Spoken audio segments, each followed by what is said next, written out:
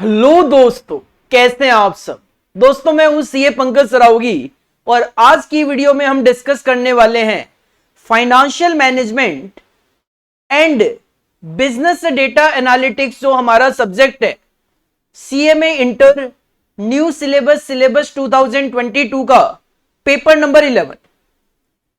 As you all know कि institute ने जुलाई 2023 में हमारे जो एग्जाम्स हैं उसके लिए मॉडल क्वेश्चन पेपर इश्यू कर दिए हैं, जिसके दो सेट इंस्टीट्यूट ने इश्यू किए।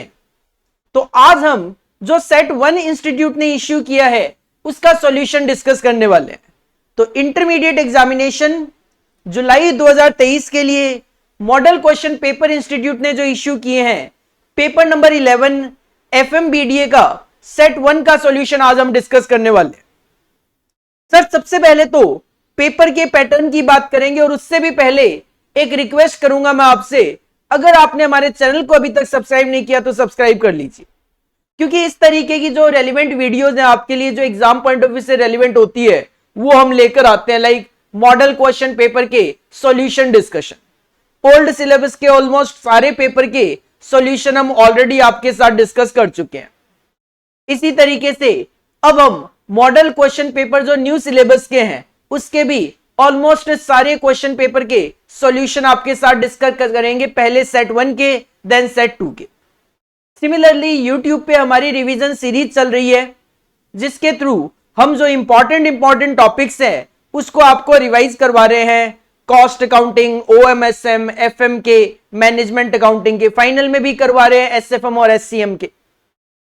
और टेलीग्राम चैनल का लिंक डिस्क्रिप्शन बॉक्स में गिवन है, वो भी ज्वाइन कर लीजिए, क्योंकि जुलाई 2023 के लिए हमारी चल रही है free test series. Important topic के हम टेस्ट कंडक्ट कर रहे हैं टेलीग्राम चैनल के थ्रू, और टेस्ट की सारी इंफॉर्मेशन आपको टेलीग्राम चैनल के थ्रू ही मिलने वाली है। तो ज्वाइन जरूर कर लीजिए, आपके लिए काफी बेनिफिशियल होने वाला है। तो सर देखो, हमें पता है कि पेपर तो 3 घंटे का ही होता है, तो उसी बेसिस पे मॉडल क्वेश्चन पेपर भी बनाए जाते हैं। 100 नंबर का पेपर अपने को अटेम्प्ट करना होता है। यहां पे क्लियरली लिखा हुआ है कि the figures in the margin of the right side indicate full mark. यहां पे मार्क्स लिखे हुए हैं। Where considered necessary suitable assumptions may be made. Exam में अगर आपको किसी क्वेश्चन को सॉल्व करने के लिए किसी अजम्पशन की जरूरत हो, आप अजम्पशन ले सकते हो अगर वो वैलिड अजम्पशन हो तो।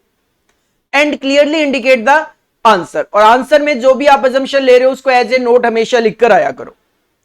अब देखो, ध्यान देना, ये जो पेपर नंबर 11 है, ये वैसे तो 2 सब्जेक्ट हो गए, एक फाइनेंशियल मैनेजमेंट हो गया, एक बिजनेस डेटा एनालिटिक्स हो गया। लेकिन इसके मॉडल क्वेश्चन पेपर सेट 1 को बनाते वक्त इन दोनों पेपर को अलग अलग नहीं रखा गया, इनको एक साथ ही रखा गया और बोला गया कि क्वेश्चन नंबर 1 जो है वो कंपलसरी रहेगा आपके लिए, क्वेश्चन नंबर 1 अटेम्प्ट करना है, और बाकी जो 7 क्वेश्चन है उसमें से आपको 5 अटेम्प्ट करने।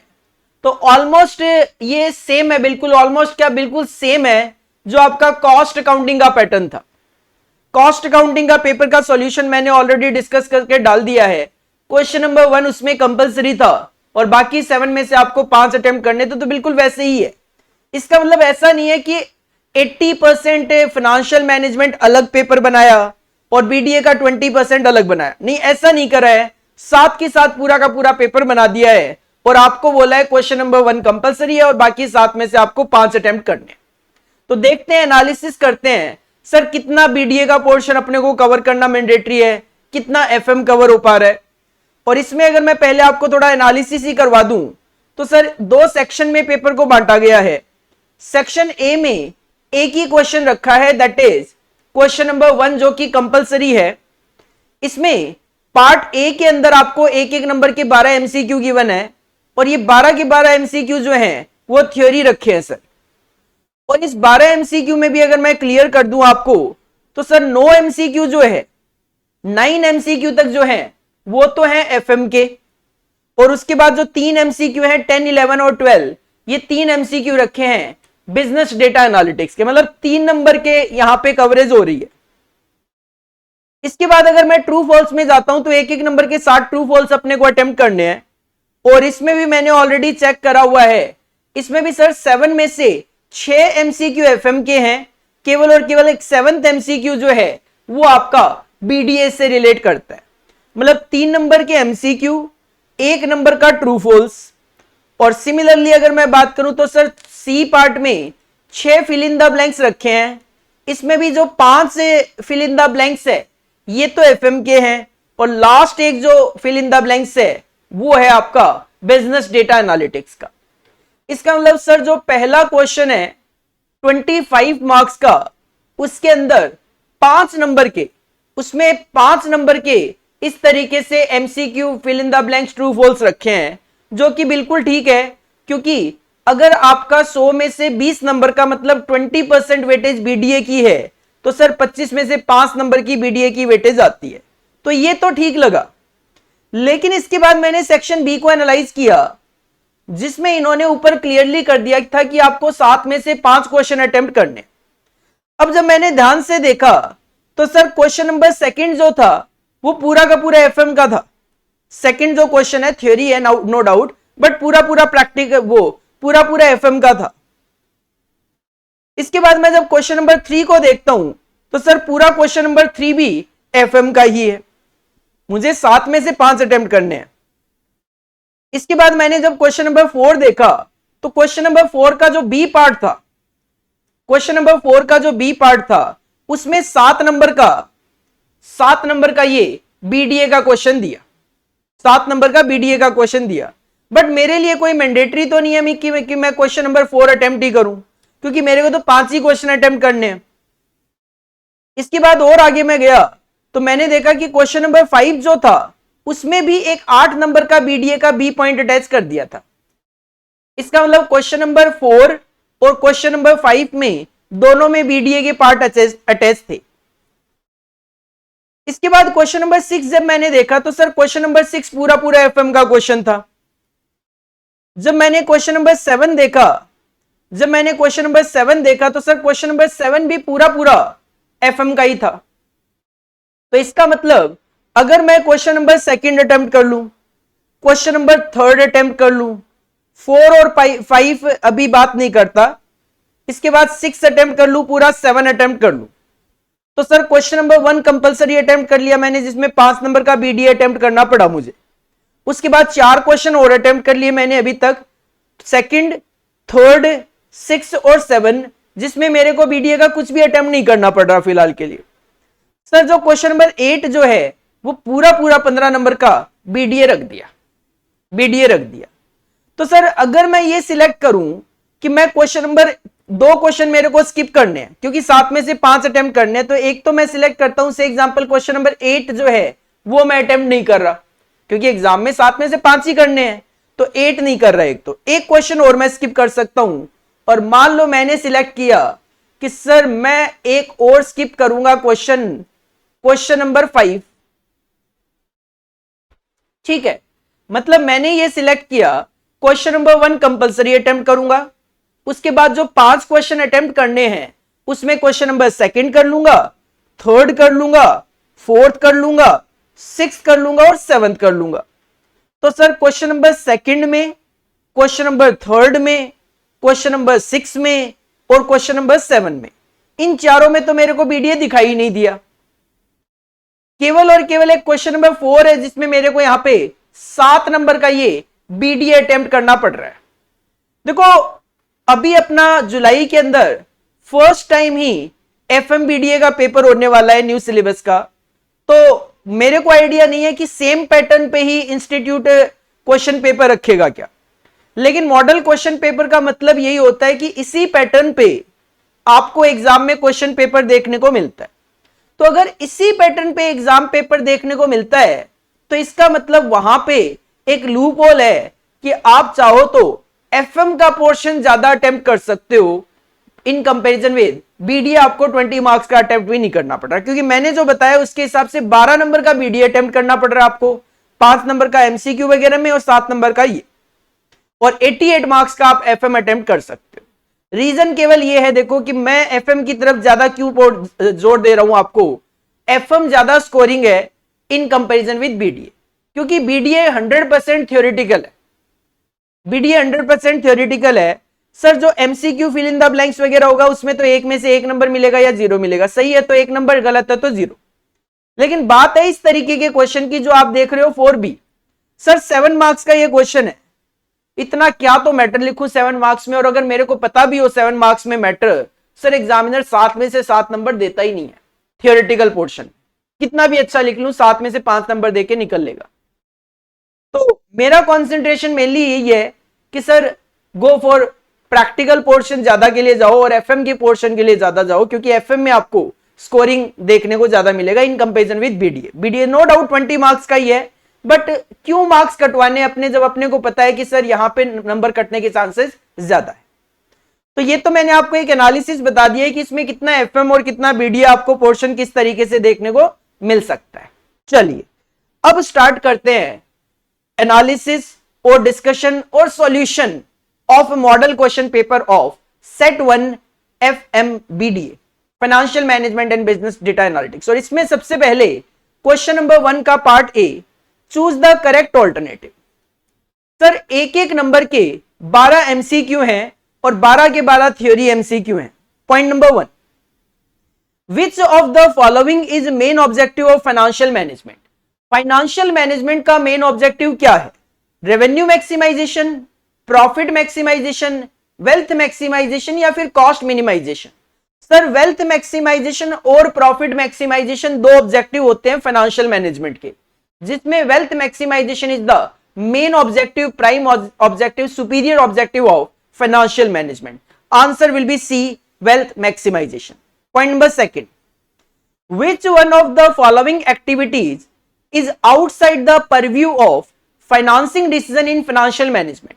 सर फाइनेंशियल मैनेजमेंट में 3 तरीके के डिसीजन लिए जाते हैं, एक होता है फाइनेंसिंग डिसीजन, एक होता है डिविडेंड डिसीजन और एक होता है इन्वेस्टमेंट डिसीजन। फाइनेंसिंग डिसीजन से बाहर कौन सा पार्ट है इसमें, वो अपने को बताना है। Identification of the sources of fund. Sir no doubt financing decision में हमें ये तो डिसाइड करना ही है कि सोर्स ऑफ फंड क्या होगा। Measurement of the cost of fund. Sir जो आप कॉस्ट ऑफ कैपिटल कैलकुलेट करते हो वो भी फाइनेंसिंग डिसीजन का ही पार्ट है। Deciding on the time of raising the fund. Sir fund कब रेज करना है ये भी तो फाइनेंशियल डिसीजन का ही पार्ट है। डी जो है deciding on utilisation of fund. Sir utilisation of fund is the part of investment decision. तो डी जो है this is not the part of financing decision, it is the part of investment decision. Point number 3, which of the following form of equity financing is especially designed for funding high risk and high reward project? ADR, GDR, FCCB या venture capital. American depository receipt, global depository receipt, foreign currency convertible bonds या फिर venture capital. Sir venture का मतलब ही होता है risky, तो venture capital is the fund which is specially designed for high revenue, high risk, high return, high risk model के basis पे ये चलता है। D will be your correct answer, venture capital। Point number 4, a process through which loans and other receivables are underwritten and sold in the form of asset is known as factoring, forfeiting, securitization या bill discounting। Sir जब आप receivable management पढ़ते हो तो आप specifically पढ़ते हो कि हम उसमें रिसीवेबल को सोल्ड कर सकते हैं और उसको कैश में कन्वर्ट कर सकते हैं। Sir A will be the correct answer, factoring में आप ऐसा करते हो। पॉइंट नंबर 5, जब आप नेट प्रॉफिट रेशियो कैलकुलेट करते हो रेशियो एनालिसिस में तो डिनोमिनेटर क्या होता है? सर फॉर्मूला होता है नेट प्रॉफिट अपॉन में नेट सेल्स मल्टीप्लाई बाई 100। तो of course A will be your correct answer, net sales. तो ये वाला जो पॉइंट है 5th पॉइंट, इसको आप ये भी कह सकते हो सर ये थ्योरेटिकल नहीं है, प्रैक्टिकल है। सिमिलरली जब आप रिसीवेबल मैनेजमेंट पढ़ते हो तो पहली ही लाइन रिसीवेबल में हम यही पढ़ते हैं कि रिसीवेबल मैनेजमेंट में फैक्टरिंग हम यूज कर सकते हैं, तो ये भी you can say sir practical portion में ही कवर होता है। फाइनेंसिंग डिसीजन ये भी सर जब आप एक एक करके चैप्टर पढ़ते हो तो ये भी आप कहीं ना कहीं इजीली प्रैक्टिकली अंडरस्टैंड कर जाते हो कि फाइनेंसिंग डिसीजन में यूटिलाइजेशन ऑफ फंड कवर नहीं होता। तो कहीं ना कहीं ये जो 5 एमसीक्यू आए अभी तक, नो डाउट दिखने में थ्योरी जरूर है, बट प्रैक्टिकल डिस्कशन के बेसिस पे आप इजीली इनको अटेम्प्ट कर सकते हो।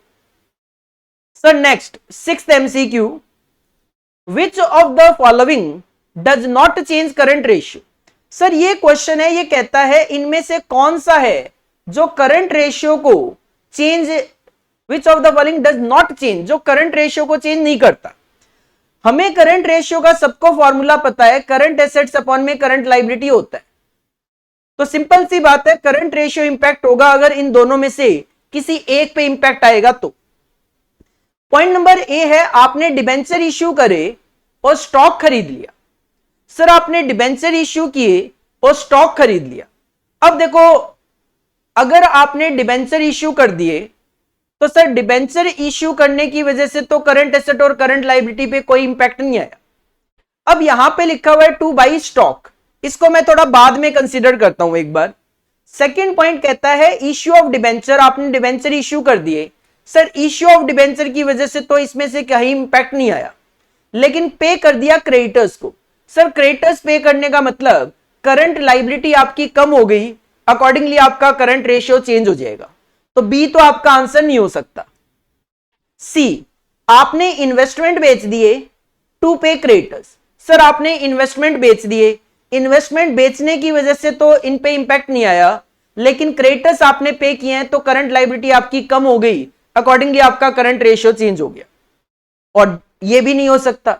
डी की बात करें तो आपने अवेल करा है बैंक ओवरड्राफ्ट और उससे मशीन खरीद ली।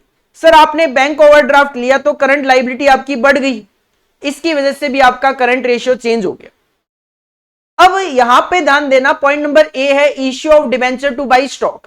अगर ये जो स्टॉक की बात कर रहे हैं, सर अगर मैं ये जो स्टॉक है ये वाला, वो मटेरियल वाला, WIP वाला, फिनिश गुड्स वाला, वो स्टॉक मान के चलूं, तब तो चारों ही ऑप्शन गलत हो जाएंगे।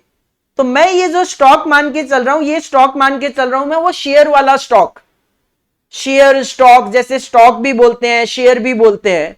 तो अगर आप डिबेंचर को इश्यू करके शेयर खरीद लोगे, स्टॉक खरीद लोगे, शेयर वाला स्टॉक मैं मान के चल रहा हूं, तो उस सिचुएशन में वी कैन से सर ए जो है वो आपके करंट रेशियो को इंपैक्ट नहीं करेगा, क्योंकि इसमें से ये चारों ऑप्शन ही गलत हो जाएंगे अगर मैं इस स्टॉक को वो मटेरियल वाला स्टॉक, WIP वाला स्टॉक, फिनिश गुड्स वाला स्टॉक मान के चलूंगा तो। और वैसे भी मैंने इंस्टीट्यूट के आंसर देखे थे इसमें, तो 6th पॉइंट में इन्होंने ए ऑप्शन दिया है। इसका मतलब यही है कि ये यहां पे जो स्टॉक बोल रहे हैं, ये जो स्टॉक है, ये स्टॉक शेयर्स बॉन्ड्स वाला जो स्टॉक होता है उसकी बात चल रही है। तो ए इसमें फाइनल जो है करेक्ट आंसर हम कह रहे हैं इंस्टीट्यूट के अकॉर्डिंगली भी। और इसके लिए आपको बस ये जम्पशन लेनी है यहां पे कि स्टॉक का मतलब शेयर वाला स्टॉक है। इसके बाद नेक्स्ट पॉइंट पे मूव ऑन करता हूं, 7th point, which of the following statement is correct.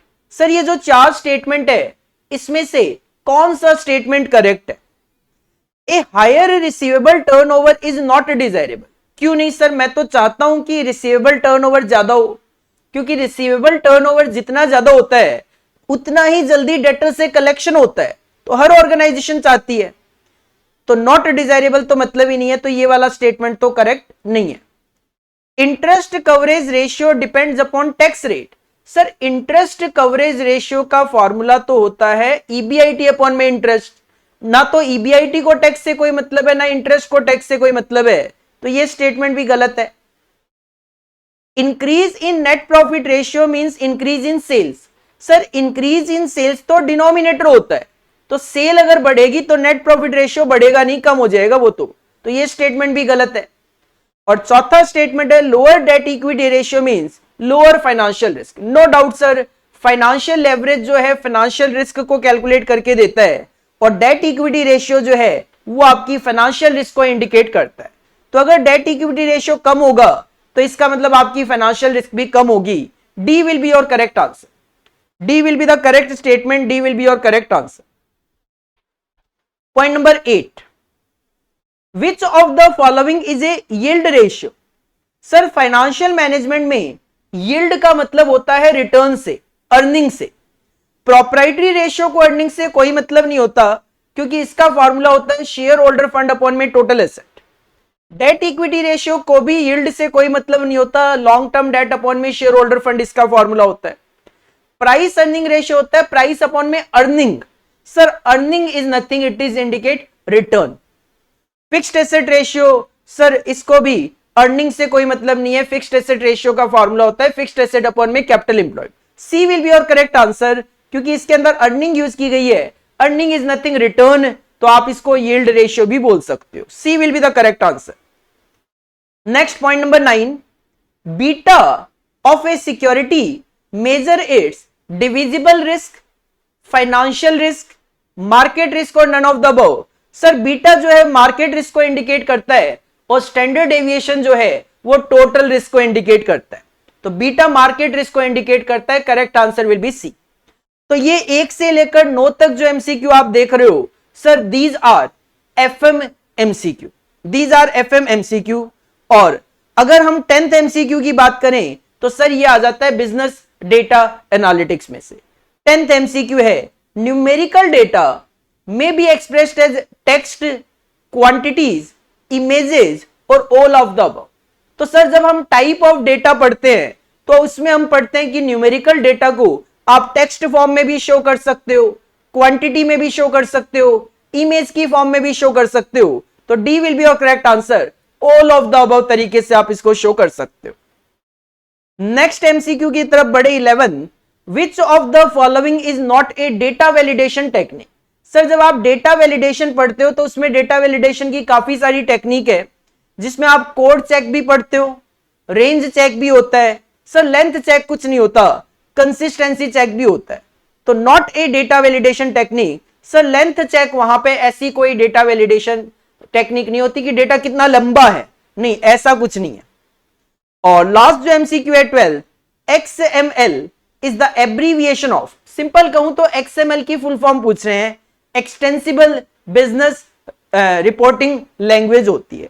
A will be your correct answer. ये सारे एक जैसे ही लग रहे हैं लेकिन एक जैसे है नहीं। ये है एक्सटेंसिबल, ये है एक्सटेंसिव, ये एक्सटेंडेड, ये है एक्सक्लूसिव। तो सर एक्स का मतलब होता है extensible, XML business reporting language होती है ये। तो इस तरीके से 9 एमसीक्यू एफएम के, 3 एमसीक्यू आपको दिए गए यहां पे बीडीए के। इसके बाद बी पार्ट पे मूव करते हैं। तो स्टेट ट्रू और फॉल्स, हमें इसमें ट्रू और फॉल्स बताना है। हमें इसमें ट्रू और फॉल्स बताना है कि सर कौन सा स्टेटमेंट इसके अंदर ट्रू है और कौन सा स्टेटमेंट इसके अंदर फॉल्स है। Point number 1, if the profitability index is more than 1, अगर प्रॉफिटेबिलिटी इंडेक्स 1 से ज्यादा है, बहुत अच्छी बात है, the project should be accepted otherwise rejected. Sir बिल्कुल ठीक बात है, पीआई अगर 1 से ज्यादा होता है तो हम प्रोजेक्ट को एक्सेप्ट करते हैं, अदरवाइज हम उसको रिजेक्ट कर देते हैं। बिल्कुल ट्रू स्टेटमेंट है, it is true statement. Second, as per Walter model of dividend policy, dividend policy में आप वॉल्टर मॉडल पढ़ते हो, the firm should retain its earning अगर रेट ऑफ रिटर्न जो है वो ज्यादा हो केई से। सर बिल्कुल हम कहते हैं अगर आर इज ग्रेटर देन केई तो कंपनी को डिविडेंड पे आउट रेशियो 0% रखना चाहिए। 0% रखने का मतलब यही तो हम कह रहे हैं, आप अपनी अर्निंग को रिटेन कर लो, आप अपनी अर्निंग को रिटेन कर लो। सर बिल्कुल ट्रू स्टेटमेंट है, ट्रू है।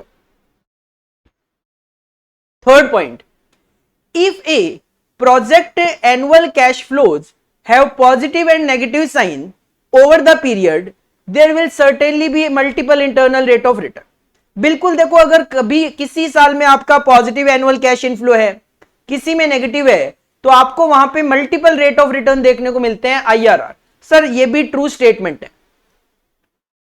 Point number 4, gross working capital is the difference between total current assets and total current liability. Sir ये फॉल्स है, क्योंकि ग्रॉस वर्किंग कैपिटल तो केवल और केवल करंट एसेट्स का टोटल होता है, करंट एसेट्स का टोटल होता है।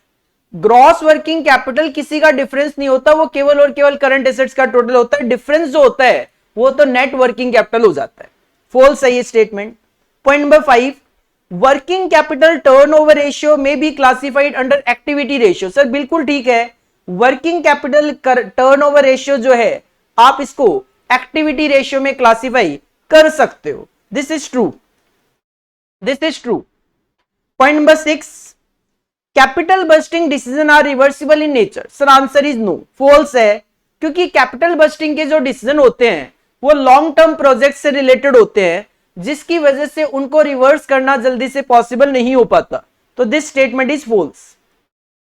7, Gantt chart represent a project timeline और activity changes across time. Sir this is a part of BDA, business data analytics का भी है, इवन ये चीज तो आप ओएम में भी पढ़ते हो। गांट चार्ट जो है वो प्रोजेक्ट की टाइमलाइन और एक्टिविटी चेंज को शो करता है। सर बिल्कुल शो करता है, this is true statement, this is true statement.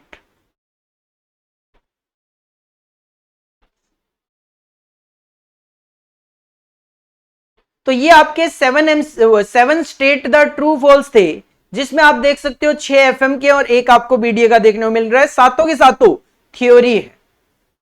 मैंने ऑलमोस्ट हर पेपर में यही देखा है कि प्रैक्टिकल सब्जेक्ट हो चाहे थ्योरेटिकल, इंटर लेवल पे न्यू सिलेबस में इंस्टीट्यूट का टारगेट यही रहा है कि जो पहला क्वेश्चन कंपलसरी है MCQ fill in the blanks true false वाला, उसमें इस बार सारा थ्योरेटिकल दिया गया और इसके बाद ज्यादा से ज्यादा प्रैक्टिकल पोर्शन देने की इंस्टीट्यूट ने कोशिश करी।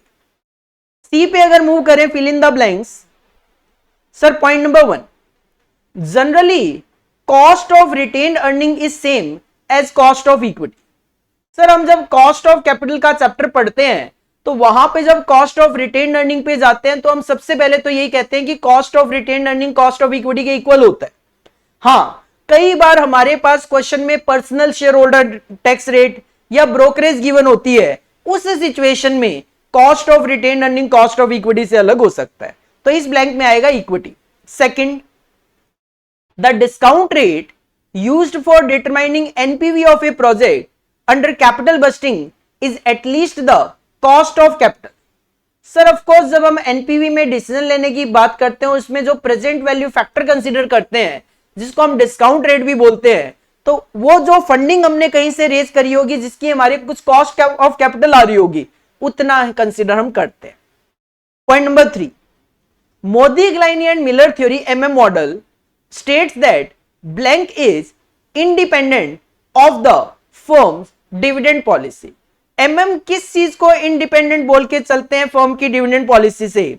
तो सर जब आप डिविडेंड पॉलिसी का टॉपिक पढ़ते हो तो वहां पे जब आप वॉल्टर पढ़ते हो, गॉर्डन पढ़ते हो, तो दोनों का कहना है कि डिविडेंड पॉलिसी की वजह से मार्केट प्राइस पे इंपैक्ट आता है, लेकिन एमएम का कहना है डिविडेंड पॉलिसी की वजह से मार्केट वैल्यू पे कोई इंपैक्ट नहीं आता।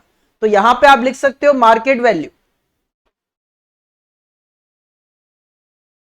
Fourth, under NPV method the discount rate used is, sir वही कॉस्ट ऑफ कैपिटल ही तो होगा जो ऊपर आप लिख रहे हो, ये सेकंड और फोर्थ एक ही तो एमसीक्यू वो फिल इन द ब्लैंक्स है, इसमें कोई फर्क थोड़ी ना है। Point number 5, Baumol model takes into account all motives of holding cash, क्योंकि बाउमल मॉडल तो है ही कैश मैनेजमेंट मॉडल, तो वो कैश से रिलेटेड सारी इंफॉर्मेशन की हमसे बात करता है। ये 5 तो फिल इन द ब्लैंक्स हो गए एफएम के, और एक 6th अटैच कर दिया बीडीए का। डेटा में भी classified as, sir data restricted हो सकता है, डेटा पब्लिक हो सकता है, डेटा प्राइवेट भी हो सकता है। तो डेटा में भी क्लासिफाइड एज रेस्ट्रिक्टेड, प्राइवेट और पब्लिक बाय एन एंटिटी।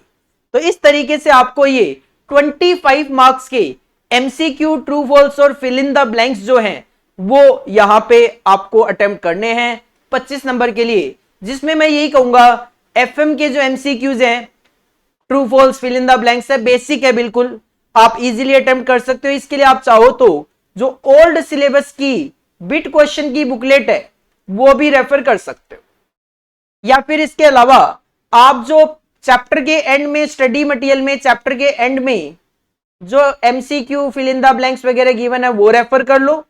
साथ में आप चाहो तो एफएम के जो पास्ट पेपर्स हैं उसमें जो एमसीक्यूज वगैरह आए हुए हैं वो भी आप रेफर कर सकते हो। बीडीए तो एक नया टॉपिक इंट्रोड्यूस करा है, तो बीडीए का fill in the blanks true false MCQ के लिए आपको टोटली स्टडी मटेरियल पे डिपेंड रहना पड़ेगा, या फिर आप चीजों को अच्छे से पढ़ के जाओ। सर इसके बाद हम अगर मूव करते हैं सेक्शन बी की तरफ, तो ऊपर पहले ही क्लियर कर दिया है कि सेक्शन बी में आपको 7 क्वेश्चंस गिवन है, जिसमें से आपको कोई भी 5 क्वेश्चन अटेम्प्ट करने हैं, 2 क्वेश्चन आप यहां पे स्किप करके चल सकते हो। अगर हम क्वेश्चन नंबर 2 की बात करें तो सर क्वेश्चन नंबर 2 आपके लिए सेल्फ स्टडी टाइप क्वेश्चन है, क्योंकि ये थ्योरी क्वेश्चन है एफएम का, जिसको एक बार मैं रीड करूं तो पहला पॉइंट जो है पॉइंट ए पूछते हैं आपसे, how will you relate profit maximisation, wealth maximisation objectives of financial management 5 number की वेटेज में आपको लिखना है, जिसके लिए इंस्टीट्यूट ने इसका आंसर आपको दे दिया है ऑलरेडी, और ये पैराग्राफ की फॉर्मेट में है, बहुत ज्यादा लंबा आंसर भी नहीं है, 5 नंबर की वेटेज में ठीक लग रहा है मेरे को, आप ये मेंशन कर सकते हो। इसके बाद बी पार्ट में पॉइंट नंबर 1 की बात करें तो क्वेश्चन कहते हैं prepare list of various feature of T bills. Sir treasury bill की फीचर लिखनी है 5 नंबर के लिए आपको, तो आपको यहाँ पे ट्रेजरी बिल की फीचर्स देखने को मिल जाती है। सर 7 पॉइंट है, 5 नंबर के लिए 7 पॉइंट कोई ज्यादा नहीं है, अगर आप 5 पॉइंट भी लिखोगे तो भी आई थिंक सफिशिएंट है, बट 7 के साथ लिख दोगे तो भी चलेगा। इसके अलावा जो सेकंड पार्ट है इसमें कहते हैं demonstrate the feature of hedge fund. Hedge fund की आपको फीचर्स लिखनी है, तो सर इसमें भी ज्यादा पॉइंट नहीं है, 7 पॉइंट है, ये भी आप पूरा का पूरा मेंशन कर सकते हो। क्योंकि जब मैंने एसएम देखा था, ओएमएसएम में एसएम के सॉल्यूशन देखे तो बहुत लेंदी आंसर गिवन थे थ्योरेटिकल, बट इसमें पॉइंट वाइज आंसर गिवन है, तो वैलिड आंसर है। अगर आप ये थ्योरी क्वेश्चन के लिए जाते हो तो इतना तो आपको answer relevant point of view से देना ही पड़ेगा। ये आप सेल्फ रीड करके देख लेना, क्योंकि मैं पढ़ूं या आप पढ़ो ज्यादा कोई फर्क नहीं पड़ता है। बात करते हैं मेन जिसके लिए ये मैं वीडियो बना रहा हूं सर, वो है प्रैक्टिकल पोर्शन। क्योंकि नॉर्मली क्या होता है, प्रैक्टिकल पोर्शन में बच्चों को समझने में प्रॉब्लम्स आती है, तो मेन पर्पस यही है आपके साथ सॉल्यूशन डिस्कशन का। सर क्वेश्चन नंबर 3 का पार्ट ए, क्वेश्चन को देखकर ही आपको आइडिया लग जाना चाहिए। सर रेशियो एनालिसिस का क्वेश्चन है जिसमें अपने को बैलेंस शीट बनानी है। कहते हैं using the following data find as many item as possible to prepare the balance sheet as at the end of the year. Maximum to maximum जितनी कैलकुलेशन हो सकती है करो और बैलेंस शीट बना दो। आपके पास ग्रॉस प्रॉफिट गिवन है 5,40,000, शेयर होल्डर का फंड है 40 लाख, ग्रॉस प्रॉफिट मार्जिन है 30%। तो सर अगर आपके पास ग्रॉस प्रॉफिट मार्जिन की अमाउंट भी है और ग्रॉस प्रॉफिट का परसेंटेज भी है, तो आप इजीली ग्रॉस प्रॉफिट अपॉन में सेल्स इंटू 100 करके सेल्स निकाल सकते हो। अगर 5,40,000 आपका 30% है, तो सर सेल आ जाएगी आपकी 18 लाख रुपए की। इसके सॉल्यूशन पे अगर मैं मूव करूं तो सबसे पहले आप यहां पे सेल्स निकाल सकते हो। ग्रॉस मार्जिन है 30%, ग्रॉस प्रॉफिट है 5,40, तो सर सेल आ जाएगी आपकी 18 लाख रुपए। सबसे पहले आपको सेल्स पता चल गई, यहां पे ग्रॉस प्रॉफिट आपने यूज कर लिया, ग्रॉस प्रॉफिट मार्जिन यूज कर लिया। आगे पढ़े, credit sales to total sales है 80%, तो सर यहां से आप क्रेडिट सेल्स अलग कर सकते हो। 18 लाख रुपए की आपकी सेल आ गई, तो इसका 80% आपकी क्रेडिट सेल है, मतलब 14,40,000 आपकी क्रेडिट सेल्स है, और बची हुई आपकी कैश में सेल होगी, बची हुई आपकी कैश में सेल होगी। इसका भी यूज कर लिया आपने। इसके बाद और आगे बढ़े तो total assets turnover ratio based on sale value 0.3 times है, तो सर इसका फॉर्मूला होता है सेल्स अपॉन में टोटल एसेट्स। तो सेल्स आपके पास गिवन थी, कैलकुलेट करिए आपने 18 लाख, और अगर ये 0.3 है तो डिवाइड बाई 0.3, सर 60 लाख रुपए आपकी टोटल एसेट्स आ जाएगी। तो यहां से आप टोटल एसेट्स निकाल लोगे, 60 लाख रुपए आपकी टोटल एसेट्स आ जाएगी। फॉर्मूला है सेल्स अपॉन में टोटल एसेट्स। इसके बाद अगर आप इन्वेंट्री टर्नओवर रेशियो की बात करते हो, तो सर इन्वेंट्री टर्नओवर रेशियो का फॉर्मूला होता है average inventory divided by cost of goods sold. वो cost of goods sold upon में average inventory. Sir cost of goods sold आप बहुत इजीली निकाल सकते हो। आपने सेल्स निकाली थी 18 लाख, सेल्स में से जीपी जैसे ही माइनस करोगे, 18 लाख में से 5,40,000 माइनस करोगे, आपको 12,60,000 रुपए आपकी 12,60,000 रुपए आपको आपकी कॉस्ट ऑफ गुड्स सोल्ड पता चल जाती है। और सीओजीएस अपॉन में average inventory is equal to 4 रखोगे, आपको आपका आंसर पता चल जाएगा। सर ये आ जाएगा 3,15,000 रुपए। 3,15,000 आपको इन्वेंट्री पता चल जाएगी, ये भी आपने यूज कर लिया। इसके बाद है average collection period 360 days in a year 20 days. Sir average collection period का फॉर्मूला होता है average debtors divided by credit sales multiply by number of periods in a year, जो कि 360 लेने हैं। तो अगर आप इसको सॉल्व करते हो तो सर ये आ जाता है आपका मल्टीप्लाई बाय सेल्स थी आपकी 18 लाख की, तो सर ये आ जाता है आपका 1 लाख रुपए आ जाता है। डेटर्स आ जाता है आपका 80,000 रुपए। 80,000 रुपए कैसे, 20 अपॉन में 360 मल्टीप्लाई बाई, अच्छा क्रेडिट सेल्स मैंने 18 लाख पूरा ले लिया था गलती से, क्रेडिट सेल्स तो 1440 ही है, ठीक है 80,000 आपका डेटर्स आ जाता है। तो आपने ये भी यूज कर लिया। इसके बाद करंट रेशियो गिवन है 1.8, फॉर्मूला होता है करंट एसेट्स अपॉन में करंट लायबिलिटी। सर फिलहाल मेरे को करंट लायबिलिटी नहीं पता है, करंट एसेट्स भी नहीं पता है, लेकिन यहां पे long term debt to equity है 40% और equity is nothing sir, shareholder fund होता है। तो अगर आपके पास डेट अपॉन में इक्विटी गिवन है 40%, तो आप इजीली यहां पे लॉन्ग टर्म डेट कैलकुलेट कर सकते हो। 40% ऑफ इक्विटी मतलब 40 लाख का 40%, 16 लाख रुपए आपका लॉन्ग टर्म डेट आ जाएगा। 16 लाख रुपए आपका लॉन्ग टर्म डेट आ जाएगा। लॉन्ग टर्म डेट की मैं बात करूं तो 16 लाख रुपए आपका लॉन्ग टर्म डेट आ जाएगा। 16 लाख रुपए आपका लॉन्ग टर्म डेट आ जाएगा। अब क्या होगा जब आपको लॉन्ग टर्म डेट पता चलता है, तो अब जब आप लाइबिलिटी साइड की बात करते हो तो सर लाइबिलिटी साइड में तीन चीजें होती है मेनली। एक शेयर होल्डर फंड होता है 40 लाख गिवन है, एक लॉन्ग टर्म डेट होता है जो आपके पास 16 लाख गिवन है, और कहीं ना कहीं आपको ये टोटल एसेट्स भी पता है। क्वेश्चन में 60 लाख रुपए की आपको टोटल एसेट्स पता है। तो सर होता क्या है, टोटल लाइबिलिटी होती तो टोटल एसेट्स के इक्वल ही है, टोटल एसेट्स के इक्वल ही है। तो जब आपको पता है कि 60 लाख रुपए मेरी टोटल एसेट्स है, टोटल लाइबिलिटी भी 60 लाख होगी, जिसमें 40 लाख का शेयर होल्डर फंड है, 16 लाख रुपए का लॉन्ग टर्म डेट है, मतलब 40 प्लस 16 56 लाख रुपए तो ये है, तो 4 लाख आपका करंट लाइबिलिटी बच जाता है। तो अकॉर्डिंगली यहां पे करंट लाइबिलिटी आपको पता चल जाता है 4 लाख रुपए। जैसे ही आपको 4 लाख रुपए करंट लाइबिलिटी पता चलेगा, आप करंट रेशियो का एप्लीकेशन कर सकते हो। 4 lakh multiply by 1.8, sir current assets आ जाएगी 7,20,000 की। 7,20,000 की आपकी करंट एसेट्स आ जाएगी, और उस 7,20,000 के अंदर आपने एक तो डेटर्स निकाल लिया था 80,000, एक आपने इन्वेंट्री निकाल ली थी 3,15,000 की, तो बाकी बचा हुआ आपका कैश आ जाएगा 3,25,000, 3,25,000। और अब आपको पता है कि सर मेरा टोटल एसेट 60 लाख है, टोटल एसेट मेरा 60 लाख है, जिसके अंदर मेरा जो करंट एसेट्स है वो 7,20,000 है। तो अगर 60 लाख रुपए में 7,20,000 आपका करंट एसेट्स है, तो बैलेंस 52,80,000 आपका फिक्स्ड एसेट्स होगा। ये सारी कैलकुलेशन करके आप अपना बैलेंस शीट में प्रेजेंट कर दोगे। शेयर होल्डर फंड क्वेश्चन में गिवन है, लॉन्ग टर्म लाइबिलिटी 40% था इसका, तो 16 लाख निकल गया था। करंट लाइबिलिटी आपने 4 लाख निकाल लिया, टोटल 60 लाख था। टोटल एसेट आपको पहले ही 60 लाख पता चल गया था। हमने कैश बैलेंसिंग फिगर में निकाल ली, डेटर्स एवरेज कलेक्शन पीरियड से निकाल लिए, फिक्स्ड एसेट बैलेंसिंग फिगर में निकाल ली, और इन्वेंट्री आपने इन्वेंट्री टर्नओवर रेशियो से निकाल लिया। तो इस तरीके से रेशियो की मैं बात करूं तो रेशियो सर हर बार एग्जाम में आपको देखने को मिलता है। क्या वेटेज दी है इसकी, 10 नंबर की वेटेज दी है, वेटेज भी आपको अच्छी देखने को मिल रही है। बिना रेशियो एनालिसिस के मैंने आज तक कभी फाइनेंशियल मैनेजमेंट का आपका पेपर नहीं देखा है। मतलब आप कह सकते हो सर रेशियो एनालिसिस में से आपको क्वेश्चन एग्जाम में देखने को मिलेगा ही मिलेगा 100% श्योरिटी के साथ।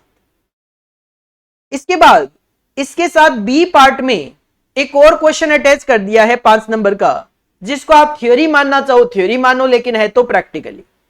क्वेश्चन क्या जानना चाहते हैं, identify whether the following item are inflow और आउटफ्लो। क्वेश्चन जानना चाहता है कि ये जो आइटम आपको गिवन है यहां पे, ये इनफ्लो है या फिर आउटफ्लो है, and place them under appropriate category in the cash flow statement. Sir cash flow statement में 3 कैटेगरीज होती है, ऑपरेटिंग एक्टिविटीज, इन्वेस्टिंग एक्टिविटीज और financing activities, under Ind AS 7। अब इंड AS 7 कह दो या अकाउंटिंग स्टैंडर्ड 3 कह दो। सर जो अकाउंटिंग स्टैंडर्ड 3 है वो इंड AS 7 है। हालांकि इंड AS 7 लिखने की यहां पे जरूरत नहीं है हमारे लिए, क्योंकि हम कोई अकाउंट छोड़ने पड़ रहे हैं जो इंड AS की हमें जरूरत है बोलने की। हमें तो आप साफ साफ बोलो कैश फ्लो स्टेटमेंट की बात करें, इनफ्लो है या आउटफ्लो वो बताओ, ऑपरेटिंग है, इन्वेस्टिंग है या फाइनेंसिंग है वो बताओ। सर सबसे पहले मैं बात करूं तो normal income tax refund, income tax का रिफंड है वो ऑफकोर्स आपके लिए इनफ्लो होगा, आउटफ्लो नहीं है। कैटेगरी की बात करूं sir, income tax refund is the part of operating activities. Operating activities को मैं OA लिख देता हूं, ऑपरेटिंग एक्टिविटी का पार्ट है। Proceeds of A share issue, sir share issue करे और उससे पैसा आया है तो ऑफ कोर्स वो इनफ्लो है।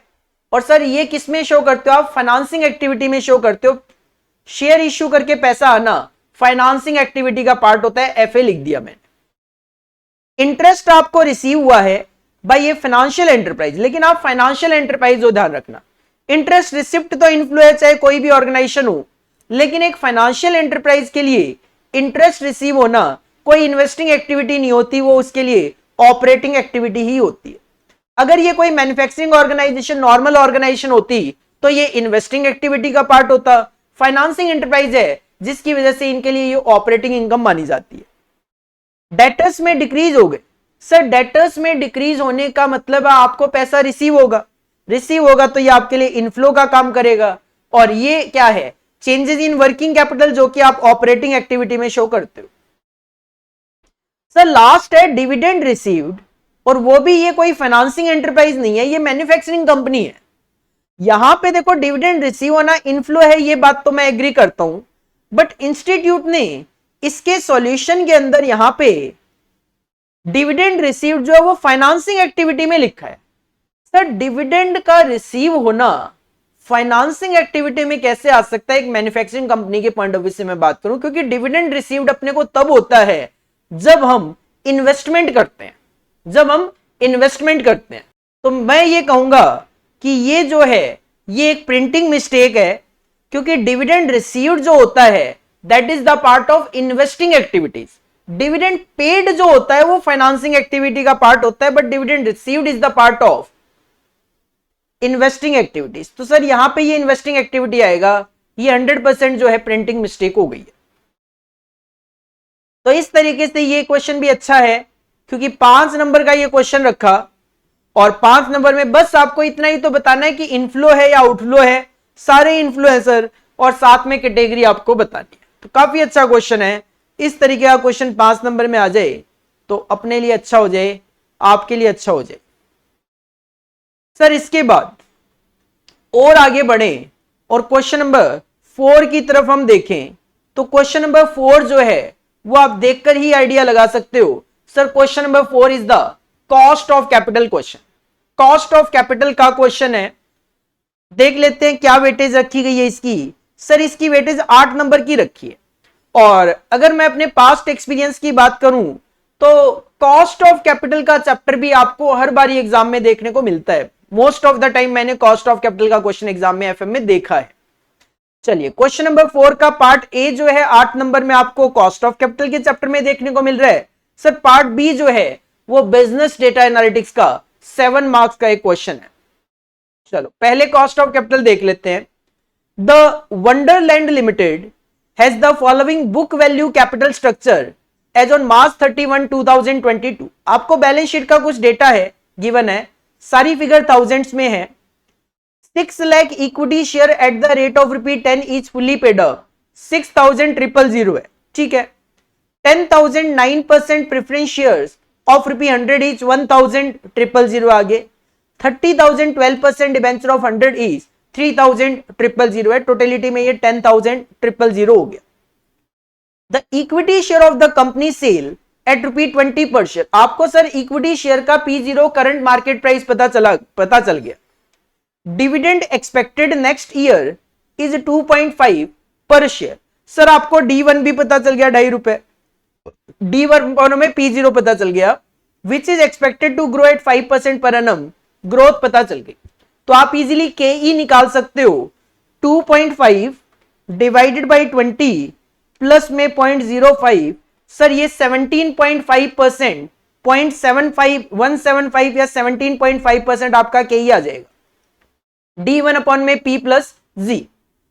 इसके बाद कहते हैं कॉर्पोरेट टैक्स का रेट आपको 30% लेना है, और काफी सिंपल सा क्वेश्चन है। You are required to determine the weighted average cost of capital of Wonderland limited based on existing capital structure. Sir बिल्कुल बेसिक सा क्वेश्चन है, बिल्कुल बेसिक सा क्वेश्चन है।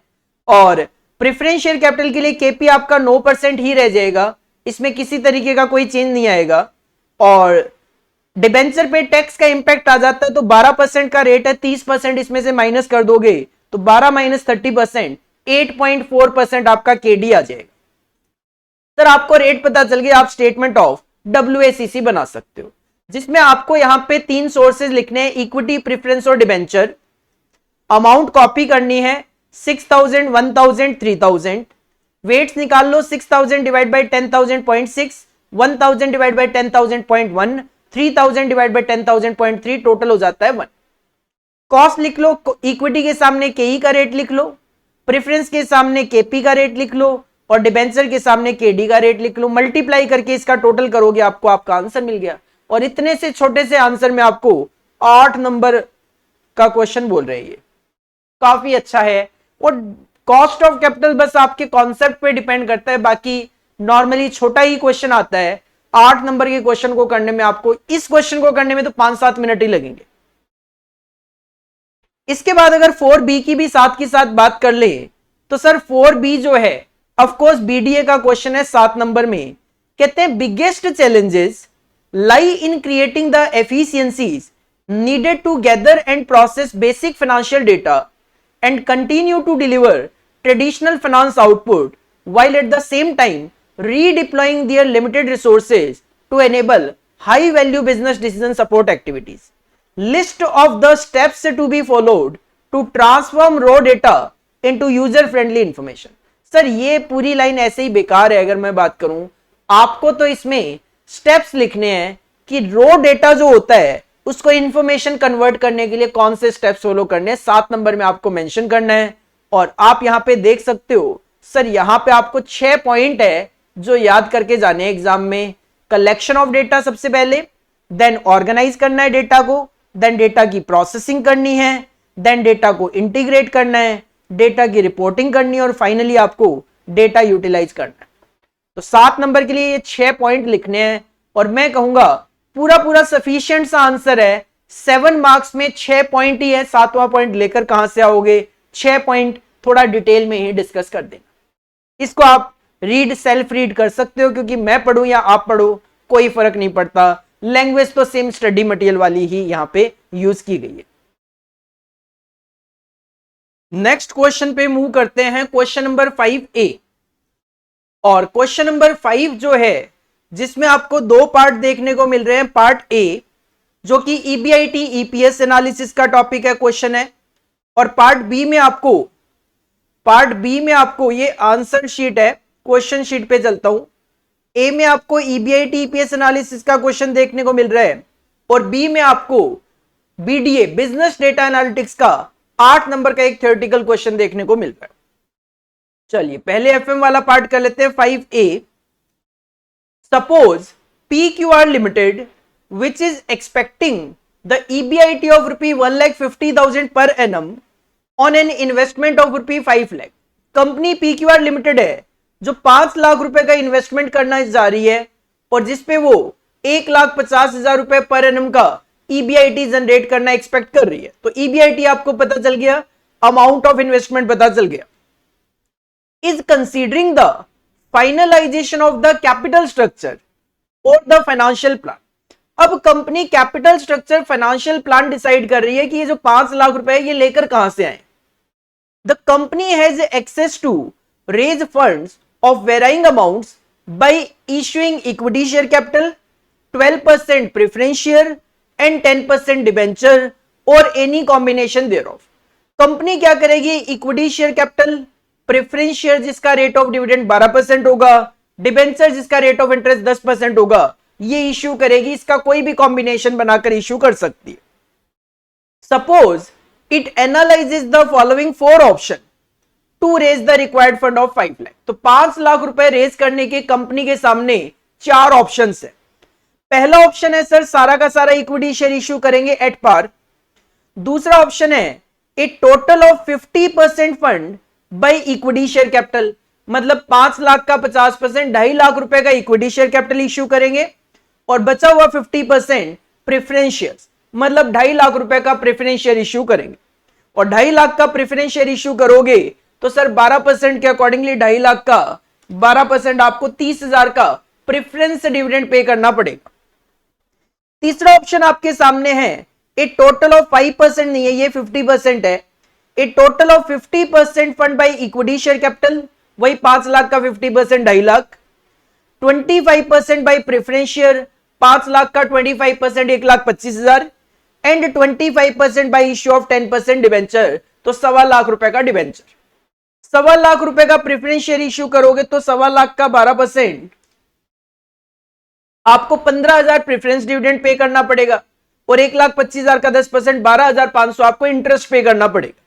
और चौथा ऑप्शन है a total of 25% fund by equity share capital, 25% as preference share, 5 lakh का 25% 1,25,000 और उसका 12% आपको 15,000 का इंटरेस्ट वो प्रेफरेंस डिविडेंड पे करना पड़ेगा।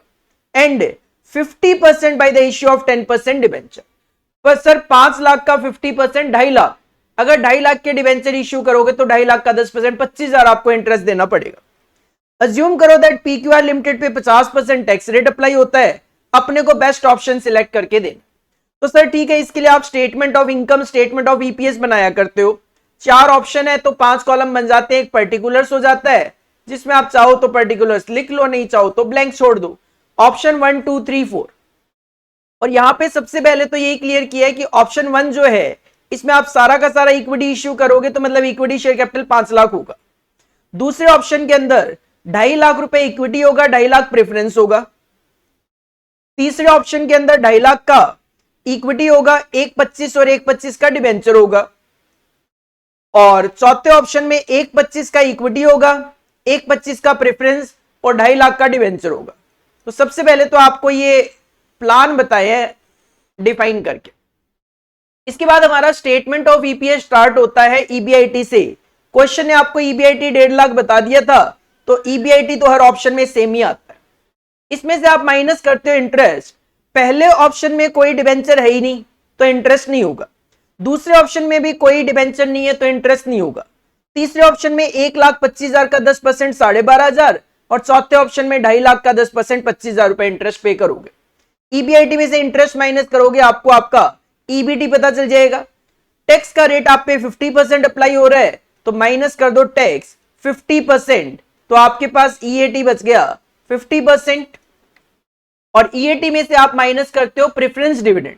सर पहले ऑप्शन में प्रेफरेंस नहीं है तो डिविडेंड भी नहीं होगा। दूसरे ऑप्शन में 2.5 लाख का 12% 30,000, तीसरे ऑप्शन में 1.25 का 12% 15,000, चौथे ऑप्शन में भी 1.25 का 12% 15,000। आपको पता चल जाएगा earning available for equity share holder, और इसको आप डिवाइड करोगे नंबर ऑफ इक्विटी शेयर से।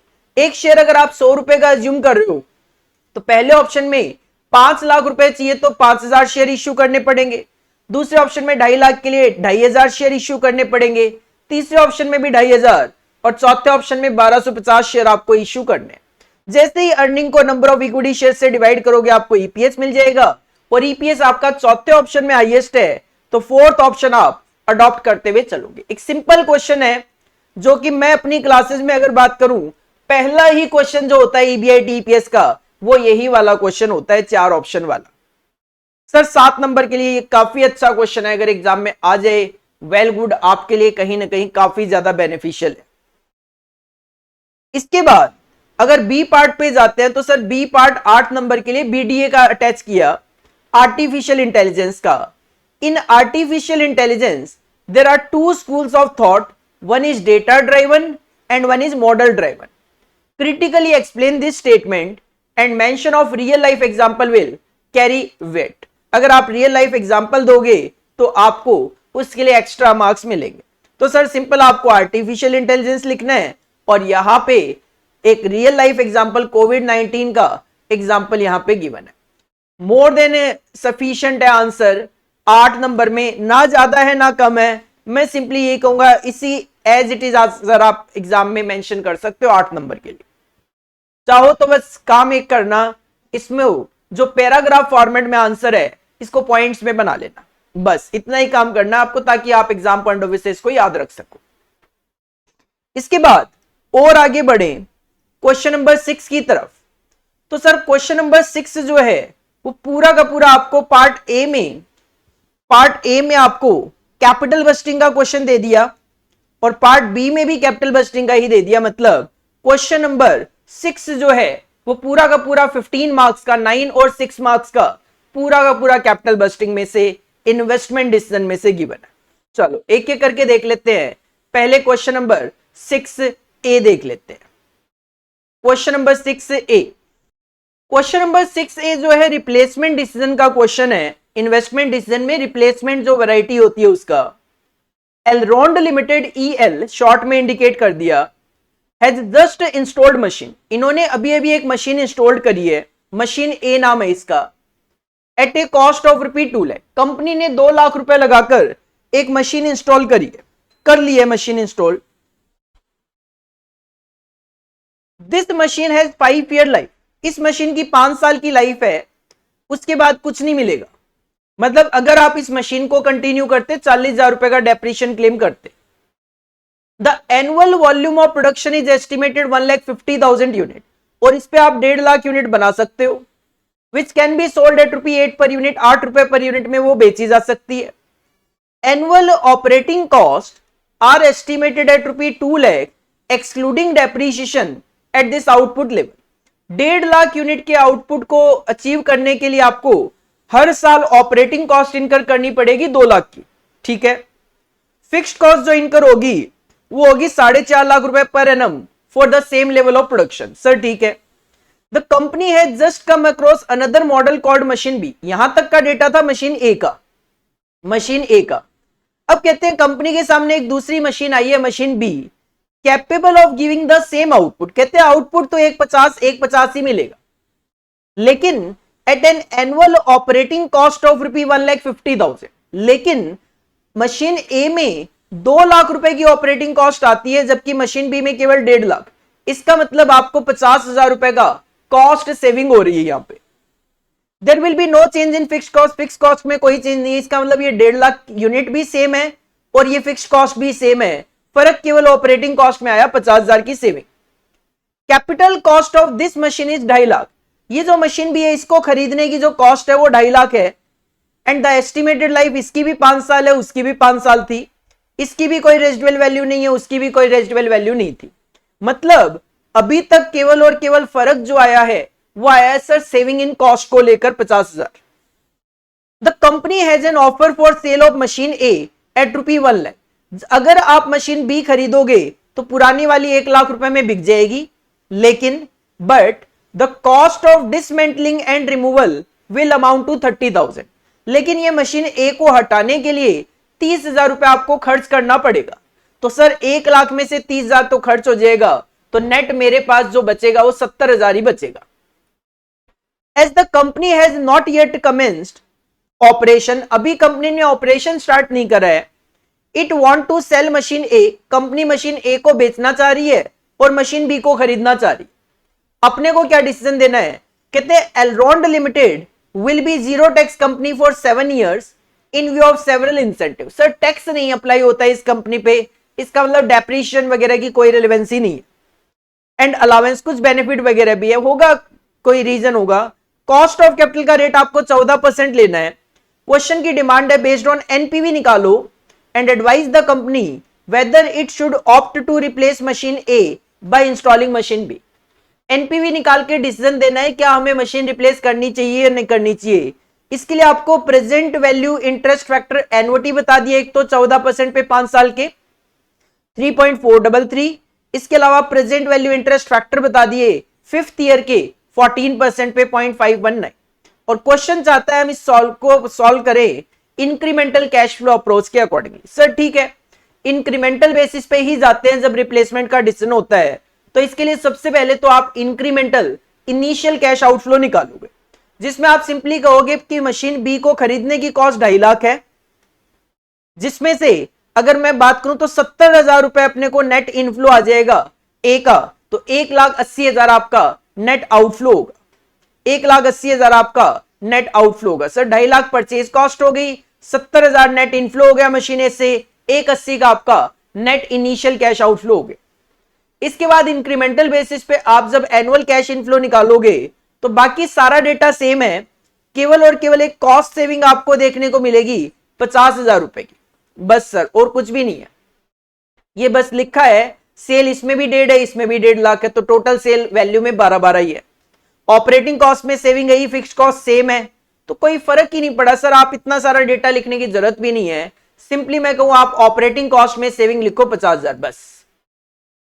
हर साल होगी आपको, तो इसको मल्टीप्लाई कर लो present value interest factor annuity 5 साल के, दैट इज 3.433 से आपको आपका present value of incremental annual cash inflow पता चल गया 171,650।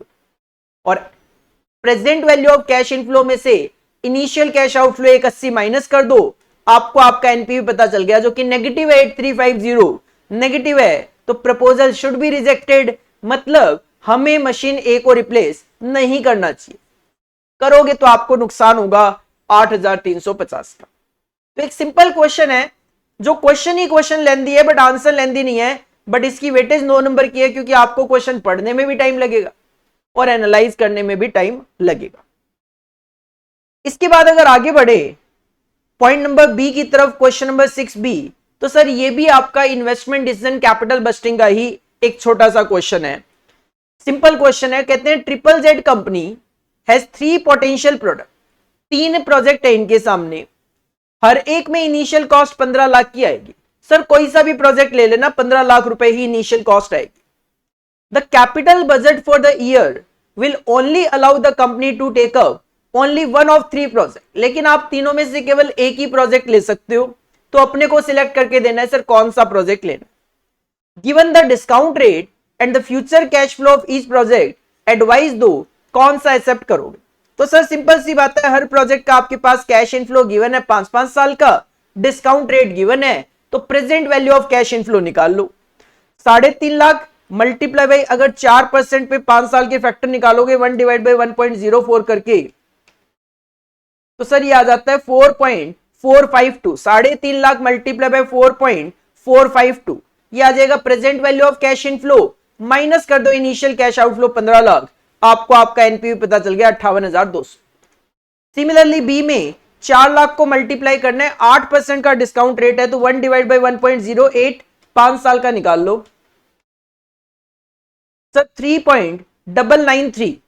4 लाख को मल्टीप्लाई कर लो 3.993 से 1597,200 आपका present value of cash inflow आ गया, माइनस कर दो इनिशियल कॉस्ट 15 लाख, आपको आपका एनपीवी पता चल गया 97,200। तीसरे केस में 10% के फैक्टर 1 डिवाइड बाई 1.10 5 साल के लिए, सर ये आ गया 3.791। 5 लाख को मल्टीप्लाई कर लो 3.791 से, आपको पता चल गया 1895,500, माइनस कर दो 15 लाख, एनपीवी आ गया 395,500। सर तीनों में से हाईएस्ट एनपीवी प्रोजेक्ट सी का है, तो प्रोजेक्ट सी आपको एक्सेप्ट कर लेना चाहिए। छोटा सा क्वेश्चन है लेकिन 6 नंबर आपको ये देकर जा सकता है एग्जाम पॉइंट ऑफ व्यू से। तो इसका मतलब we can expect sir capital budgeting की वेटेज बढ़ा दी गई है। पहले 8 नंबर के आसपास ही क्वेश्चन देखने को मिलता था अपने एग्जाम में, लेकिन पहले था भी तो 50 मार्क्स का एफएम, अभी उसकी वेटेज 80 कर दी है, तो ऑफ कोर्स वेटेज तो बढ़ी जाएगी। तो कैपिटल बस्टिंग इन्वेस्टमेंट डिसीजन में से 15 नंबर के क्वेश्चन आप एग्जाम में एक्सपेक्ट कर सकते हो इस बार न्यू सिलेबस में। केवल ओल्ड सिलेबस में तो वही पैटर्न चलेगा, 8 नंबर या 7 नंबर का क्वेश्चन आपको देखने को मिला करता है। क्वेश्चन नंबर 7 का पार्ट ए, क्वेश्चन नंबर 7 को अगर एनालाइज करें तो सर क्वेश्चन नंबर 7 के पार्ट ए में आपको रिसीवेबल मैनेजमेंट का क्वेश्चन देखने को मिल रहा है और इसकी वेटेज रखी है यहां पे 8 नंबर की, और जो पार्ट बी है वो आपको देखने को मिल रहा है working capital cycle and estimation में से, जिसकी वेटेज आपको 7 नंबर की देखने को मिल रही है। सिंपली कहूं तो सर पूरा का पूरा जो क्वेश्चन नंबर 7 है वो आपके स्टडी मॉड्यूल के अकॉर्डिंगली वर्किंग कैपिटल मैनेजमेंट का क्वेश्चन फॉर्म कर दिया। चलो एक एक करके देख लेते हैं। 7 का पार्ट ए सबसे पहले, a firm is considering pushing up its sales by extending credit facilities to any one of the following categories of customer. 2 तरीके के कस्टमर गिवन है यहां पे। एक तो वो कस्टमर है with a 10% risk of non payment, मतलब बैड डेट्स के चांसेस 10%, और दूसरा कस्टमर ऐसा है जिसकी customer with a 25% risk of non payment, मतलब bad debts 25%। The incremental sales expected in category 1, अगर आप कैटेगरी 1 वाले कस्टमर को अडॉप्ट करते हो तो 2,40,000 आपकी सेल बढ़ जाएगी। अगर आप सेकंड कैटेगरी वाले कस्टमर को सिलेक्ट करते हो तो 6.5 लाख रुपए से आपकी सेल बढ़ जाएगी। तो दोनों की सेल आपको पता चल पा रही है। The cost of production and selling cost are 60% of sales, while the collection cost amount to 5% of sale in case of category 1 and 10% of sale in case of category 2। अगर आप पहली कैटेगरी के कस्टमर को select करते हो तो 5% आपकी collection cost आएगी। अगर सेकंड कैटेगरी वाले कस्टमर को सिलेक्ट करते हो तो 10% कलेक्शन कॉस्ट आएगी, और जो कॉस्ट ऑफ प्रोडक्शन है वो तो 60% रहेगी। क्वेश्चन की छोटी सी demand, you are required to analyse the profitability of the proposal of extending credit facilities to the two category of customer, use sales value for bad debts. Sir नहीं भी लिखा हुआ हो तो सेल वैल्यू ही use की जाती है bad debts के पॉइंट ऑफ व्यू से। तो ठीक है, आपको दोनों कैटेगरी में से सिलेक्शन करके देना है, तो आप एक स्टेटमेंट ऑफ नेट बेनिफिट बना सकते हो। आप एक स्टेटमेंट ऑफ नेट बेनिफिट बना सकते हो, अलग अलग बनाया है अलग अलग बना लो, चाहो तो आप कॉलम वाइज भी बना सकते हो। पहले 10% risk of non payment customer को लिया है, जिसको आप सेल करोगे 240 की, जिसमें से बैड डेट्स हो जाएगा आपका 10%, तो 240 का 10% 24,000 बैड डेट्स चला जाएगा, तो ये आपकी सेल रियलाइज्ड आ जाएगी। सर कॉस्ट होगी आपकी 60% ऑफ सेल, तो 240 का 60%, 1,44,000 आपकी कॉस्ट ऑफ प्रोडक्शन आ जाएगी, और कलेक्शन कॉस्ट होगी 5%, तो 240 का 5% 12,000 आ जाएगी। अकॉर्डिंगली आपको प्रॉफिट होगा 60,000 का। लेकिन यही अगर आप सेकंड वाले कस्टमर को अडॉप्ट करते हो तो इसको आप सेल कर पाओगे 6.5 लाख की, लेकिन बैड डेट्स हो जाएगा 25%, तो 6.5 लाख का 25% 1,62,500 आपका बैड डेट में चला जाएगा, तो सेल रियलाइज होगी 487,500। इस 6.5 लाख रुपए का 60% आपकी कॉस्ट चली जाएगी 390, और इस केस में आपका 10% जो है वो कलेक्शन कॉस्ट लग जाएगी।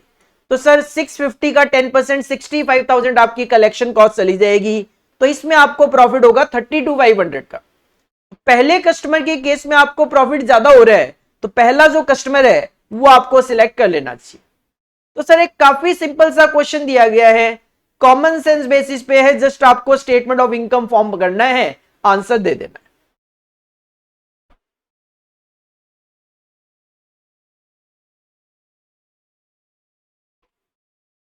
इसके बाद अगर क्वेश्चन नंबर 7B की तरफ मूव किया जाए, तो क्वेश्चन नंबर 7B जो है वो है आपका working capital cycle and estimation में से। इस तरीके के काफी सारे क्वेश्चंस हम अपनी क्लासेस में करते हैं, बट इन क्वेश्चंस में थोड़ी अजम्पशंस वाली बात होती है, कोई कुछ अजम्पशन लेता है कोई कुछ अजम्पशन लेता है। तो देख लेते हैं इंस्टीट्यूट ने इसको किस तरीके से सॉल्व किया एक बार। Goldilocks limited sells goods to domestic market on a gross profit of 25% on sale।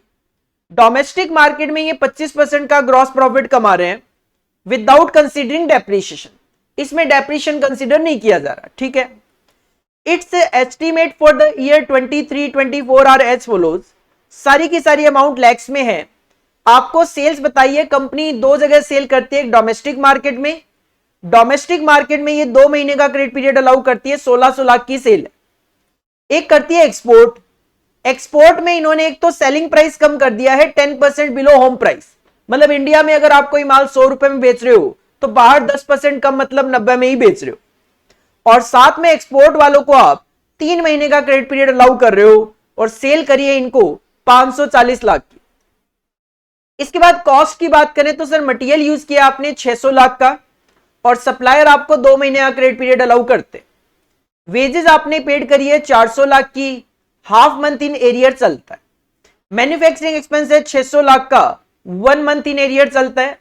Cell promotion है 80 लाख का, क्वार्टरली आप प्रीपेड दैट इज एडवांस में पे करते हो। एडमिन एक्सपेंस 200 लाख का है, 1 मंथ आउटस्टैंडिंग चलेगा आपका। द कंपनी मेंटेन, 1 महीने का कंपनी रॉ मटेरियल और फिनिश्ड गुड्स मेंटेन करती है, तो रॉ मटेरियल पीरियड और फिनिश्ड गुड्स पीरियड 1 मंथ रहेगा। कैश बैलेंस आप मेंटेन करते हो 20 लाख रुपए का, वर्क इन प्रोग्रेस है नहीं क्वेश्चन में। All expenses and income are made evenly throughout the year, पूरे साल एक्सपेंसेस और इनकम होती रहती है इवनली बेसिस पे। क्वेश्चन की डिमांड वही है, आपको एक स्टेटमेंट ऑफ वर्किंग कैपिटल बना के देना है। तो sir statement of working capital बनाएंगे तो सबसे पहले अगर मैं बात करूं तो आप करंट एसेट्स लिखते हो, और करंट एसेट्स में मैं तो हमेशा कैश डलवाता हूं, तो 20 लाख रुपए आप सबसे पहले इसके अंदर करंट एसेट्स में डाल सकते हो, जो कि यहां पे लास्ट में डाला हुआ है। कैश के बाद हम स्टॉक्स लिखते हैं, और स्टॉक में भी सबसे पहले स्टॉक ऑफ रॉ मटेरियल। तो सर 600 लाख का मटेरियल है, तो 600 डिवाइड बाई 12, और 1 महीने का आप स्टॉक में मेंटेन करते हो, तो multiply by 1, it will be 50 lakh. 50 lakh raw material आ जाएगा। फिनिश्ड गुड्स की मैं बात करूं तो सर फिनिश्ड गुड्स कैलकुलेट करने के यहाँ पे दो तरीके होते हैं। जब भी आपके पास क्वेश्चन में ग्रॉस प्रॉफिट होता है, एक तरीका तो ये है आप सेल्स में से जीपी माइनस करके कॉस्ट ऑफ गुड्स सोल्ड निकाल लो और cost of goods sold divided by number of periods in a year multiply by जो भी फिनिश्ड गुड्स का पीरियड है वो कर दो। दूसरा तरीका यह है कि आप कॉस्ट शीट के अकॉर्डिंगली जाओ और cost of goods sold calculate कर लो। यहां पे अगर मैं बात करूं तो मैंने इनका सॉल्यूशन ऑलरेडी एनालाइज कर लिया है और इन्होंने कॉस्ट शीट के थ्रू आपको फिनिश गुड्स की कैलकुलेशन करके दी है।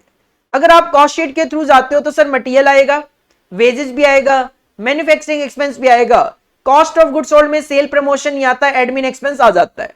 तो सर 600 प्लस 400 प्लस 600 प्लस 200, तो आपका जो कॉस्ट ऑफ गुड्स सोल्ड आएगा वो आएगा 1800। तो sir 1800 divide by 12 into 150 will be your stock of finished goods. इन दोनों का टोटल दिखाया है यहाँ पे 200 स्टॉक का। इसके बाद आप डेटर्स के लिए जाओगे तो डेटर्स के भी दो तरीके होते हैं इस तरीके के क्वेश्चन में, या तो आप सेल्स में से जीपी माइनस करके कॉस्ट ऑफ सेल्स निकाल लो, वहां से जा सकते हो, या फिर आप क्या कर सकते हो इसके अंदर कॉस्ट ऑफ गुड्स सोल्ड के अंदर सेल प्रमोशन ऐड करके भी जा सकते हो। लेकिन यहां पे मैंने अगेन मैं कहूं पहले ही इनका आंसर एनालाइज कर लिया है। इन्होंने डेटर्स के लिए सेल्स माइनस जीपी वाला कॉन्सेप्ट यूज किया है। तो सर सेल्स माइनस जीपी का कॉन्सेप्ट यूज करते हैं तो 16 में से 25% माइनस करोगे तो ये 1200 आ जाएगा आपका कॉस्ट ऑफ सेल्स। तो 1200 डिवाइडेड बाई 12 इंटू आप इनको 2 महीने का क्रेडिट पीरियड अलाउ करते हो तो 200 आ जाएगा। डोमेस्टिक वालों के लिए ये फिगर 200 आ जाएगी और एक्सपोर्ट वालों को पहले आपने ध्यान रखना पड़ेगा कि ये जीपी डोमेस्टिक के अकॉर्डिंगली है, तो पहले इस सेल को आप डोमेस्टिक पे लेकर आओ। सर 540 अगर 10% कम है मतलब 90% को इंडिकेट करता है तो डोमेस्टिक वैल्यू इसकी 600 लाख है। तो 600 डिवाइड बाई 12 और इनको आप पीरियड अलाउ करते हो 3 महीने का तो multiply by 3 it will B 150, it will B 150। अच्छा 600 तो सेल है आपकी, तो सेल में से जीपी माइनस करो 25% 450 आएगा। 450 divide by 12 into 3 it will B 112.5। ठीक है, इन दोनों का टोटल कर दिया है। इसके बाद एक प्रीपेड एक्सपेंस आप शो करते हो तो सर प्रीपेड यहां पे आप देख सकते हो कि सेल प्रमोशन एक्सपेंस 80 का है, क्वार्टरली आप एडवांस में पे करते हो तो 80 तो 4 क्वार्टर का हो गया, तो एक क्वार्टर का 20 will be the prepaid sales promotion expenses. Accordingly आपका टोटल करंट एसेट्स आ गया जिसमें से आप करंट लायबिलिटी माइनस करोगे। करंट लायबिलिटी में हम क्रेडिटर्स लेते हैं। सर क्रेडिटर्स से आप 600 लाख का रॉ मटेरियल खरीदोगे, 2 महीने का पीरियड वो अलाउ करेंगे, तो 600 divide by 12 into 2 it will B 100, it will B 100। इसके अलावा wages half month in arrear चलेगा तो 400 है पूरे साल के लिए, तो आधे महीने के लिए इट विल बी 16.67। इसके बाद मैन्युफैक्चरिंग एक्सपेंस 600 है पूरे साल के लिए तो एक महीने का आउटस्टैंडिंग चलेगा 50 और एडमिन एक्सपेंस 200 है एक महीने का चलेगा तो 200 डिवाइड बाई 12 16.67। 183.34 आपका करंट लायबिलिटी आ गया और करंट एसेट्स में से करंट लायबिलिटी माइनस करोगे आपको आपका वर्किंग कैपिटल पता चल जाएगा। तो इन क्वेश्चन में टोटली अजम्पशन चलती है, जैसे यहां पे फिनिश्ड गुड्स जो है ये फिनिश्ड गुड्स की अमाउंट आपकी वेरी करेगी अगर आप जीपी के through cost of goods sold निकालोगे तो। सिमिलरली आप अगर डेटर्स के टाइम पे cost of goods sold consider कर लोगे कॉस्ट शीट वाला तो भी ये वेरी करेगी, बट दोनों ही चीजें ठीक है। आप कॉस्ट शीट के थ्रू भी सीओजीएस और कॉस्ट ऑफ सेल्स निकाल सकते हो, आप चाहो तो सेल्स माइनस जीपी करके भी कॉस्ट ऑफ गुड्स सोल्ड और कॉस्ट ऑफ सेल्स कैलकुलेट कर सकते हो। इस तरीके से आपको ये क्वेश्चन दिया गया है 7 मार्क्स की वेटेज के साथ। और फाइनली अगर मैं बात करूं तो क्वेश्चन नंबर 8 जो है that is from BDA. Sir 15 number का क्वेश्चन है जिसमें 2 पार्ट किए गए 7 और 8 मार्क्स के लिए। क्वेश्चन नंबर 8 का पॉइंट नंबर ए है डेटा विजुअलाइजेशन से related. Data visualisation is indispensable for managers who wish to comprehend and communicate the significance of the data flood we are all experiencing. आज के time पे data flood है, बहुत सारा data होता है, तो उस सिचुएशन में डेटा विजुअलाइजेशन काफी ज्यादा इंपॉर्टेंट हो जाता है ऑर्गेनाइजेशंस के लिए। Do you agree with the statement? Yes. Critically explain with appropriate example. तो डेटा विजुअलाइजेशन का जो टॉपिक है वो आपने यहाँ पे मेंशन करना है। यहाँ पे एक वर्किंग नोट वगैरह बनाया हुआ है, तो इसके अंदर आपको डेटा विजुअलाइजेशन लिखना है। सर ठीक है, वेटेज के हिसाब से 7 नंबर के लिए इतना सॉल्यूशन काफी है। ना कम लिखो ना ज्यादा लिखो, ऑलमोस्ट इतना ही लिखो, बस मैं ये कहूंगा पॉइंट्स में बना के लिख दो। सिमिलरली अगर पॉइंट बी की तरफ चले तो how are data processing and data science are related to finance. Finance में डेटा प्रोसेसिंग और डेटा साइंस किस तरीके से रिलेट करते हैं, क्या रेलिवेंसी है। Mention the relevance in the areas of risk analytics, real time और कस्टमर डेटा मैनेजमेंट। इसमें इसकी इंपॉर्टेंस लिखनी है, तो रिस्क एनालिटिक्स हर एक पॉइंट में आपको लिखना पड़ेगा, रियल टाइम में और कस्टमर डेटा मैनेजमेंट में। वेटेज अच्छी है तो आप थोड़ा खुल के लिख सकते हो 8 नंबर के लिए। तो सर इस तरीके से आपका ये एफएमबीडीए का पेपर जो है model question paper set 1 form किया गया, जिसमें मैं सिंपली ये कहूंगा, मेरा एनालिसिस ये कहता है कि सर क्वेश्चन नंबर 1 जो कंपलसरी है 25 मार्क्स का, वो पूरा थ्योरी जा रहा है। इसके बाद आपको 15 नंबर का कम से कम थ्योरी अटेम्प्ट करना पड़ेगा पूरे पेपर को अटेम्प्ट करने के लिए। 60 मार्क्स का आप प्रैक्टिकल अटेम्प्ट कर सकते हो। मतलब ये एफएमबीडीए में नो डाउट, देखो बीडीए का जो पोर्शन है वो तो पूरा थ्योरी है ही, उसके अलावा अगर मैं बात करूं 60 मार्क्स का आप इस तरीके का पेपर अगर पैटर्न बनाया जाता है, प्रैक्टिकल अटेम्प्ट कर सकते हो। 20 नंबर के आसपास आपको यहां पे थ्योरी अटेम्प्ट करनी पड़ेगी। उसमें भी अगर मैं एनालिसिस की बात करूं तो सर 25 नंबर का जो पहला क्वेश्चन होता है कंपलसरी, वो पूरा थ्योरेटिकल है, बट उसमें 25 में से 25 नंबर आप ला सकते हो। बाद क्या जो पेपर है उसमें 60 मार्क्स का प्रैक्टिकल है, 60 आउट ऑफ 60 आ सकते हैं। मतलब 15 नंबर के ऐसे क्वेश्चन है जो अपने को थ्योरेटिकली अटेम्प्ट करने पड़ेंगे, जिसमें से शायद पूरे में से पूरे नंबर लाना मुश्किल हो, बट फिर भी मैं कहूंगा एफएमबीडीए एक स्कोरिंग सब्जेक्ट है, एक स्कोरिंग सब्जेक्ट है जिसमें आप एफएम वाले पोर्शन में 80 में से 70-75 नंबर लेकर आ सकते हो, और बीडीए वाला जो पार्ट है 20 में से 15 नंबर तक आप वहां पे भी लेकर आ सकते हो। मतलब 90 प्लस स्कोर करना इसमें फिर भी पॉसिबल है, 100 आउट ऑफ 100 पॉसिबल नहीं है, जैसा कॉस्टिंग वगैरह में देखने को मिलता है कि सर कॉस्ट अकाउंटिंग के पेपर में आप 100 आउट ऑफ 100 भी ला सकते हो, क्योंकि 75 नंबर का प्रैक्टिकल दिख जाता है, 25 नंबर का MCQ fill in the blanks वगैरह होता है। लेकिन एफएमबीडीए में मेरे को ऐसा लग नहीं रहा कि 100 आउट ऑफ 100 चांसेस बन सकते हैं इसमें, लेकिन 90 प्लस मार्क्स लाना फिर भी पॉसिबल है अगर आपकी प्रिपरेशन अच्छी हो तो। और लास्ट में फिर से रिक्वेस्ट करूंगा, अगर आपको वीडियो अच्छा लगा हो तो लाइक जरूर कर दीजिए, मोटिवेशन बढ़ता है हमारा, और आपके लिए ऐसी ही वीडियो हम और ज्यादा लाने की कोशिश करते हैं। और केवल खुद बेनिफिट मत लीजिए, अपने दोस्तों के साथ शेयर जरूर कीजिए। तो चलिए, that is all about for today. मिलते हैं नेक्स्ट वीडियो में नेक्स्ट मॉडल क्वेश्चन पेपर के सॉल्यूशन के साथ। Thank you, bye bye.